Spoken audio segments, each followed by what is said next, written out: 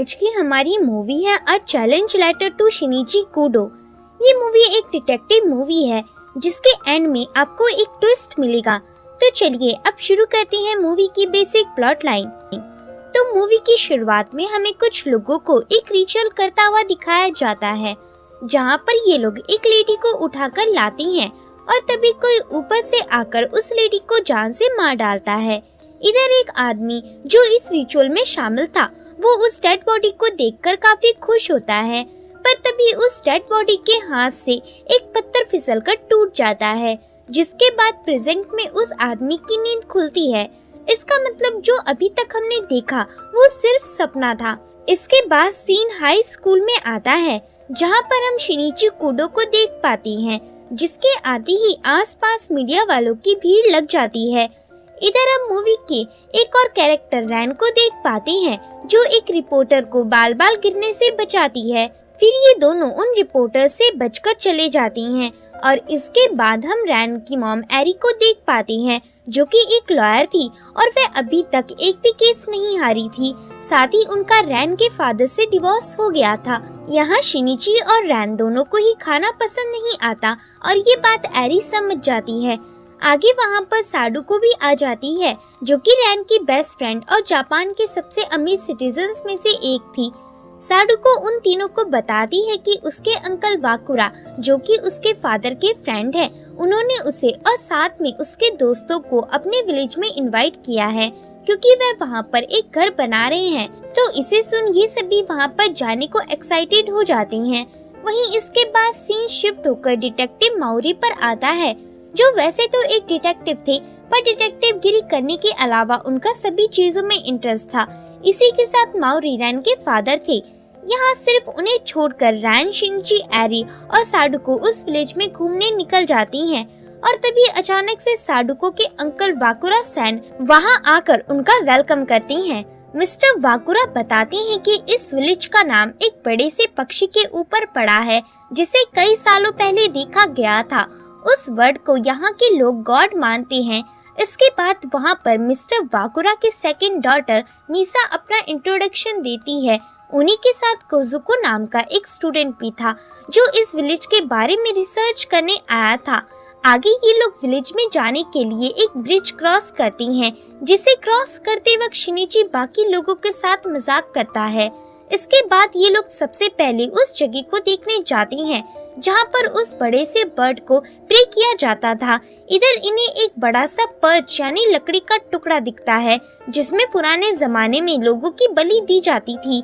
काजुको बताता है कि उस बड़े से पक्षी का नाम ओतोरी सामा था। उसी की याद में यहाँ पर हर 300 साल बाद एक फेस्टिवल मनाया जाता है और खुशी की बात तो ये है कि वो फेस्टिवल बस 3 दिन बाद ही है। तो इसे सुन रैन और उसकी फ्रेंड काफी खुश हो जाती है, क्योंकि वह काफी लकी थे। पर वहीं मिस्टर वाकुरा बताते हैं कि इस विलेज की एक बात काफी अजीब है कि यहाँ पर कोई भी अनहोनी होती है तो लोग उसे ओतोरी सामा का गुस्सा समझते हैं, जिसे सिर्फ इसी फेस्टिवल से शांत किया जा सकता है।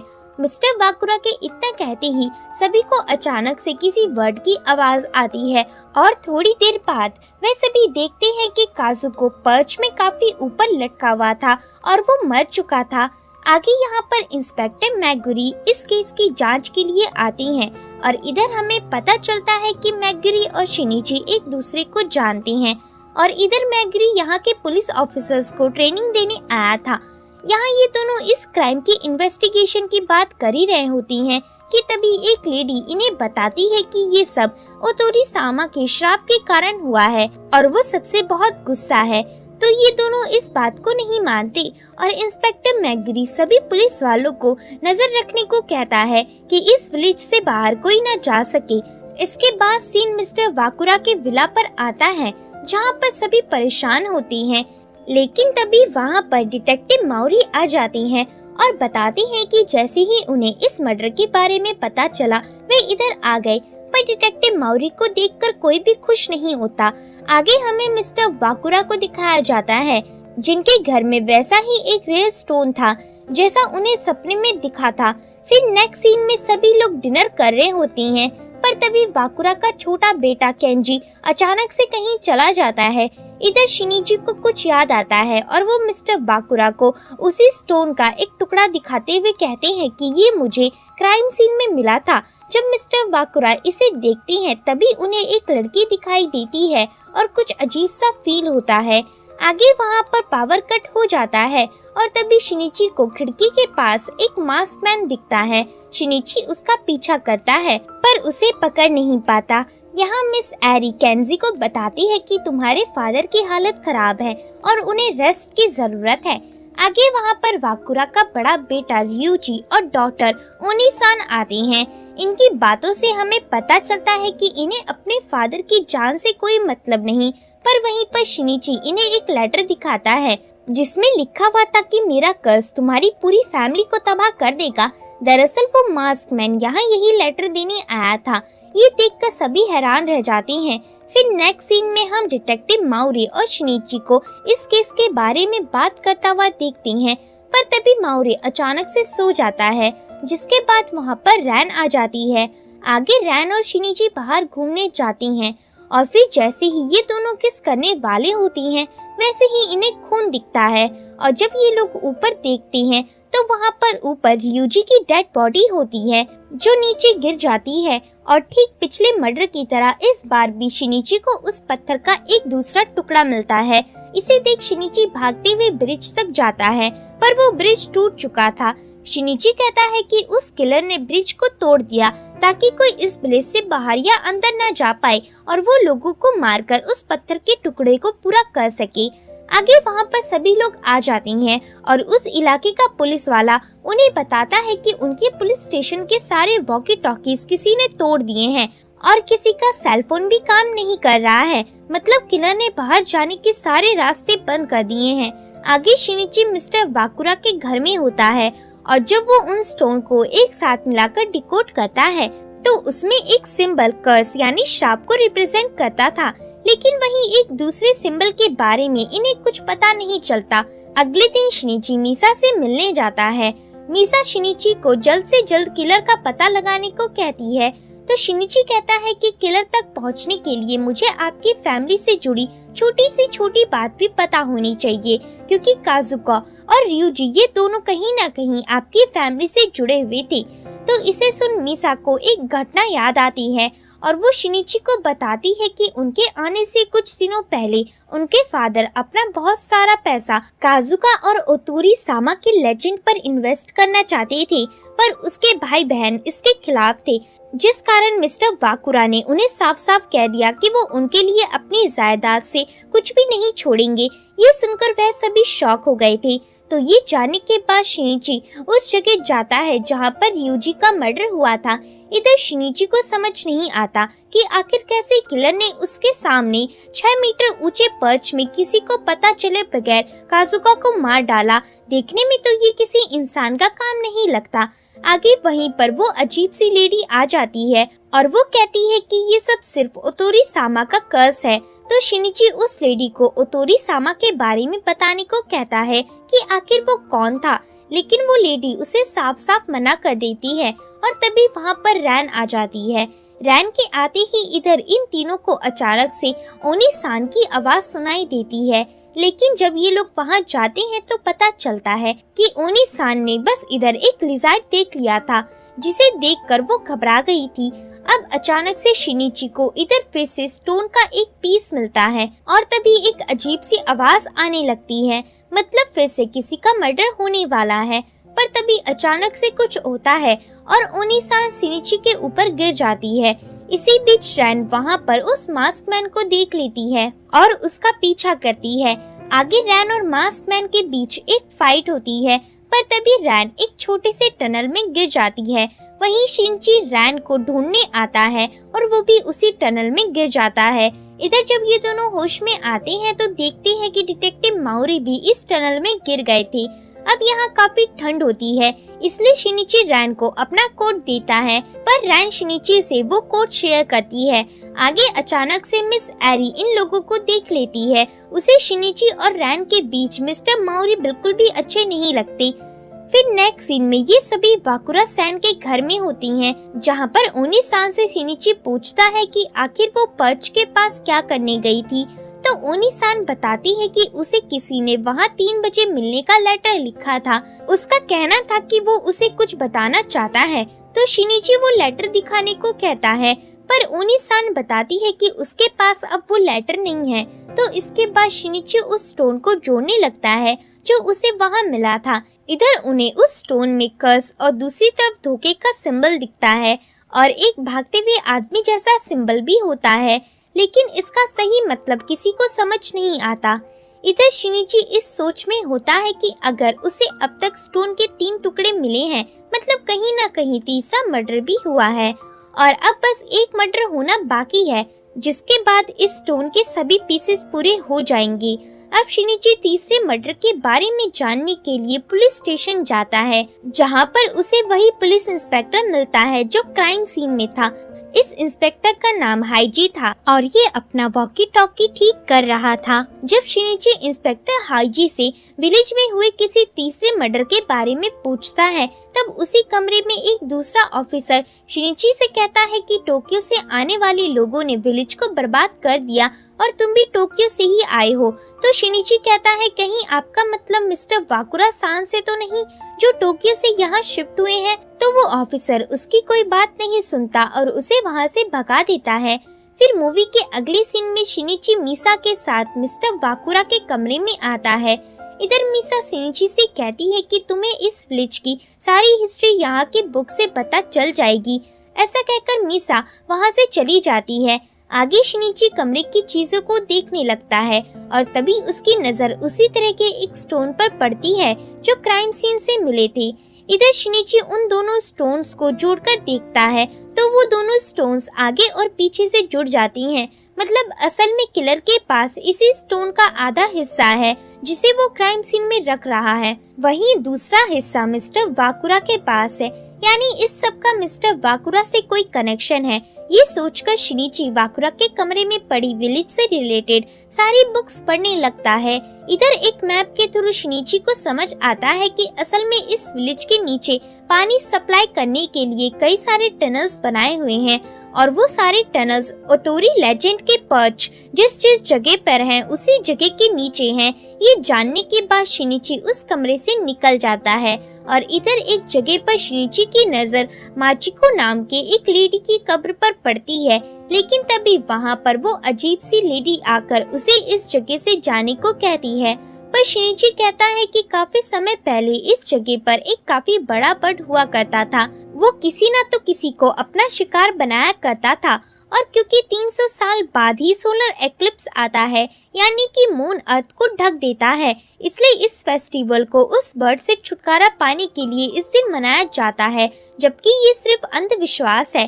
तो वो लेडी बताती है कि इस फेस्टिवल को मनाने के पीछे की कहानी ये नहीं है। उस लेडी के इतना कहते ही सीन मिस्टर वाकुरा पर आता है, जो शिनिची का जोड़ा गया वो दूसरा पत्थर देखती हैं और तभी वहाँ पर शिनिची आकर मिस्टर वाकुरा से कहता है कि आप भी मेरी तरह जानते हैं कि क्रिमिनल कौन हो सकता है। दरअसल आपका मिचिको नाम की एक लेडी के साथ अफेयर था। तो वाकुरा इस पर कुछ नहीं कहता और शिनिची वहाँ से चला जाता है। अगली सीन में हमें शिनिची को क्राइम सीन में कुछ ढूंढता हुआ दिखाया जाता है और तभी वो एक पर्च के नीचे टनल को ढकने वाला ढक्कन देखता है, जिसे देखकर उसे कुछ समझ आता है। जिसके बाद मूवी फेस्टिवल के दिन शिफ्ट होती है, जहां पर वो लेडी मिस्टर वाकुरा को पर्च के सामने खड़ा होने को कहती है, क्योंकि वाकुरा इस विलेज के सबसे अमीर इंसान थे। इसके बाद वो लेडी ओतोरी सामा के पर्च के नीचे वही रेयर स्टोन डालती है और ये लोग प्रे करना शुरू करती हैं। लेकिन तभी अचानक से अंधेरा हो जाता है और जब रोशनी होती है तो मिस्टर वाकुरा अपनी जगह पर नहीं थे, वहीं पर्च में एक डमी लटका हुआ था। ये देखकर किसी को कुछ समझ नहीं आता और तभी वाकुरा उस पर्च के पीछे से निकलते हैं। यहाँ शिनिची बताता है कि अगर ये एक कर्स होता तो मिस्टर वाकुरा अभी जिंदा नहीं होते, पर ये एक इंसान की साजिश थी। असल में ये सब एयर प्रेशर टेक्निक से किया जाता था। अगर हम बहुत सारे पानी को एक कंटेनर में बंद रखते हैं और अचानक से किसी एक साइड वाले कंटेनर को खोल देते हैं, तब सारा पानी अपने आप ही ऊपर आने लगता है। ठीक उसी तरह क्रिमिनल ने एक लंबे से टनल में, जहाँ काफी एयर और थोड़ा सा पानी एक लीड में बंद था, उसे क्रिमिनल बार बार एक रिमोट के जरिए उस पानी को रिलीज कर देता था, जिस कारण काफी सारा एयर प्रेशर बनता और उसी एयर प्रेशर के कारण इंसान उड़कर सीधा पर्स से टकरा जाता था और उसकी मौत हो जाती थी। ये सब इतना जल्दी होता था कि इसे कोई समझ नहीं पाता था। इसी टेक्निक का यूज कर किलर ने काजुको को मारा था, पर असल में उसका शिकार मीसा थी। लेकिन क्योंकि मीसा की जगह काजुको उस टनल में खड़ा हो गया था, इसलिए वो मर गया। इसी तरह से किलर ने ओनी सान को मारने की कोशिश की, पर टनल से थोड़ा दूर होने की वजह से ओनी सान मरते मरते बच गई और आज किलर अपने आखिरी दुश्मन मिस्टर वाकुरा को भी मार डालता।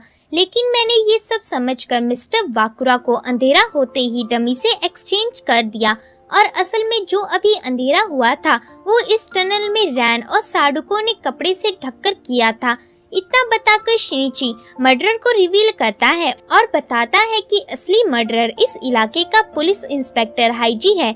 शिनिची इंस्पेक्टर हाइजी के पास जाकर उसका वॉकी टॉकी निकालता है और कहता है कि ये वॉकी टॉकी नहीं बल्कि वो रिमोट है, जिससे कि किलर पानी की लीड को खोलता और बंद किया करता था। जब मैं पुलिस स्टेशन गया था तब जो आप रिपेयर कर रहे थे वो वॉकी टॉकी नहीं बल्कि यही रिमोट था, जो रैन से फाइट करने के दौरान टूट गया था।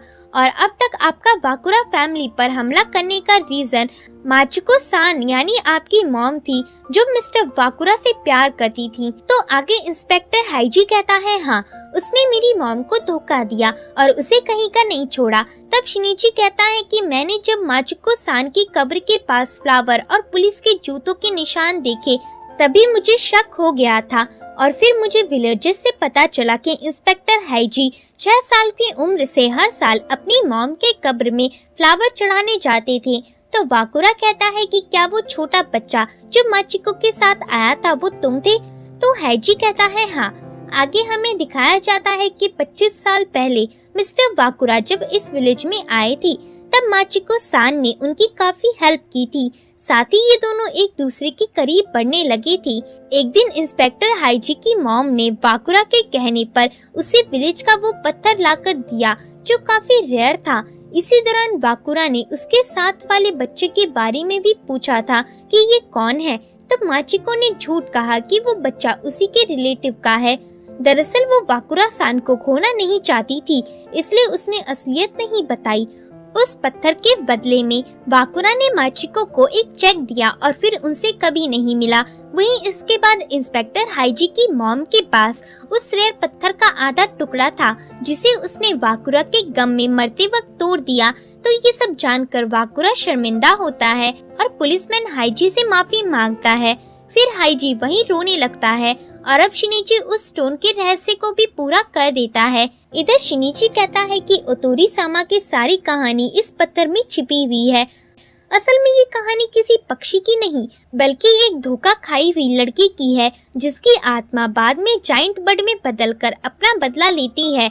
तो इसे सुन वो अजीब सी लेडी कहती है, तुमने ठीक कहा, असल में ओतोरी एक लड़की थी जिसे धोखा देकर उसका लवर भाग गया था। धोखा मिलने के बाद उस लड़की के बदले का जुनून उसके विंग्स में बदल गए और उसने उसके धोखेबाज आशिक पर हमला करके उसे अपना शिकार बनाया। और यही उस लेजेंड ओतोरी सामा की कहानी थी जो कहीं न कहीं माचिको की स्टोरी से मैच कर रही थी, जहाँ पर माचिको को मिस्टर वाकुरा ने धोखा दिया था और फिर माचिको के बेटे हाइजी ने एक जाइंट बर्ड की तरह मिस्टर वाकुरा के सभी रिलेटिव्स को मारने की कोशिश की। हालांकि वो इसमें पूरी तरह से कामयाब नहीं हुआ। यहाँ शिनिची उस लेडी से रिवील करता है कि इंस्पेक्टर हाइजी के साथ आप भी मिली हुई थी और दरअसल उनकी मदर के मरने के बाद ही आप ही ने हाइजी को पाला था। इसी कारण से आप हाइजी के हर मर्डर को ओतोरी सामा के कर्ज का नाम देकर लोगों को डाइवर्ट कर रही थी। तो वो लेडी इस पर हाँ करती है और इसी के साथ वो उस रेयर स्टोन को भी पर्च में फिट कर देती है। अब जब सभी वहाँ से बाहर निकलते हैं तो इन्हें इधर बाहर कई सारे पक्षी एक साथ आसमान में दिखते हैं जो मिलकर एक जाइंट बर्ड बनाते हैं, ठीक ओतोरी सामा की कहानी की तरह। आगे शिनिची, रैन, एरी और डिटेक्टिव माउरी को वापस टोक्यो जाता हुआ दिखाया जाता है और फिर इसी के साथ ये मूवी एंड हो जाती है। तो दोस्तों होप है कि आपको ये वीडियो पसंद आया होगा। अगर वीडियो पसंद आता है तो वीडियो को लाइक और चैनल को सब्सक्राइब कर दें और हमें थोड़ा सा सपोर्ट दिखाएं। मिलते हैं नेक्स्ट वीडियो में, तब तक के लिए अपना ख्याल रखें।